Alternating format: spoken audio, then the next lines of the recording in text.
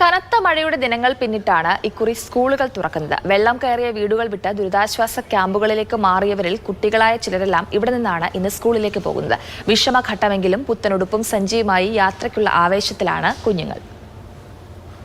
ആറന്മുള എഴിക്കാട് നഗറിലെ ആളുകളാണ് Vallana government SNDP സ്കൂളിലെ ക്യാമ്പിൽ കഴിയുന്നത്. ഏതാനും കുട്ടികൾ ഇവിടെ നിന്നാണ് സ്കൂളിലേക്ക് പോകുന്നത്. അതിൽ 2 പേർ നമ്മോടൊപ്പം ഉണ്ട്. പായൽ ഏത് ക്ലാസ്സിലാണ്? 9ാം ക്ലാസ്സിൽ. സ്കൂളിലേക്കുള്ള സാധനങ്ങൾ കൂടി എടുത്തുകൊണ്ടാണോ ഇറങ്ങിയത്? ഇല്ല, കുറച്ച് മാത്രമേ അത്ര എടുത്തിട്ടുള്ളൂ. കളർ ഉടുപ്പിടാമല്ലോ അല്ലേ? അതെ. അപ്പോൾ ഇറങ്ങിയപ്പോൾ തന്നെ പ്ലാൻ ചെയ്തിരുന്നു? നേരത്തെ പ്ലാൻ ചെയ്തിട്ടാണ് വന്നത്. എങ്ങനെയാണ് ഇവിടുന്ന് അങ്ങോട്ടുള്ള സ്കൂളിലേക്കുള്ള പോക്ക്? ഏത് സ്കൂളിലാണ്?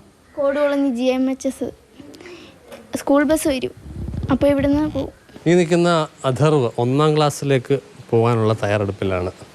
എന്തൊക്കെ കരുതിയിട്ടുണ്ട്? രാവിലെ എങ്ങനെയാണ് പോകുന്നത്? ആരോടാ പോകുന്നത്?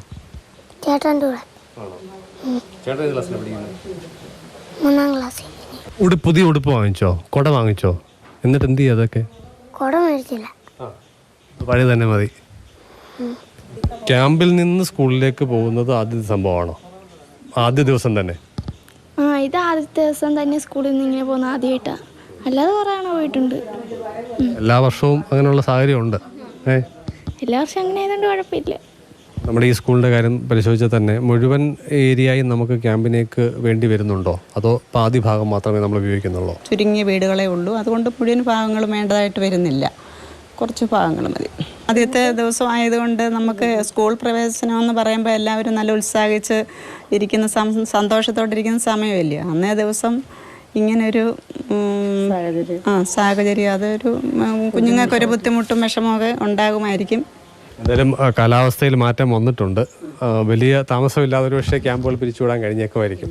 എന്തായാലും പത്തനംതിട്ട ജില്ലയിൽ ആകെ 42 ദുരിതാശ്വാസ ക്യാമ്പുകളാണുള്ളത്. അതിൽ കഴിയുന്നവരിൽ 272 പേർ സ്കൂൾ കുട്ടികളാണ്.